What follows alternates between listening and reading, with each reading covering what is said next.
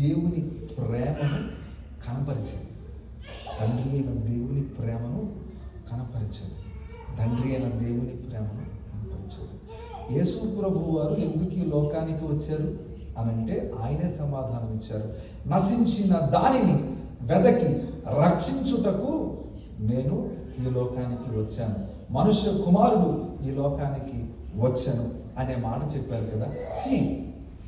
ఒక మనుషునికి 100 గొర్రెలుంటే ఆ 100 గొర్రెల్లో ఒకటి అడవిలో తప్పిపోతే ఆ కాపరి ఆ 99 వాటిని పక్కన పెట్టి ఒక్క దాని కోసం వెళ్ళడా.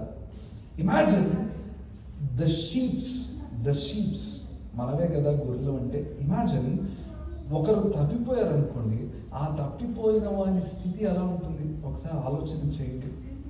I believe when we are kids, at a point, everybody might have missed their way. తల్లిదండ్రుల నుండి తప్పిపోయి ఉంటారు కదా, I have lost several times. When I was kid, I've lost several times. తప్పిపోయినప్పుడు ఆ ఎమోషన్స్ మనకి ఇప్పుడు అర్థం కావు, కానీ ఒకవేళ తప్పిపోయిన పిల్లల మొహం చూస్తే మనకు అర్థమైపోద్ది వాళ్ళ ఎమోషన్స్ ఎలా ఉన్నాయంటే కదా. వాళ్ళు తప్పిపోయినప్పుడు ఏంటి, they don't know where to go. తప్పిపోయిన గొర్రె అడవిలోకి వెళ్ళిన తర్వాత ఆ గొర్రె బాధ ఏంటి, ఎటు వెళ్ళాలో తెలీదు, ఏ దిక్కుకెళ్ళాలో తెలీదు, ఇంటికి ఎలా వెళ్ళాలో తెలీదు.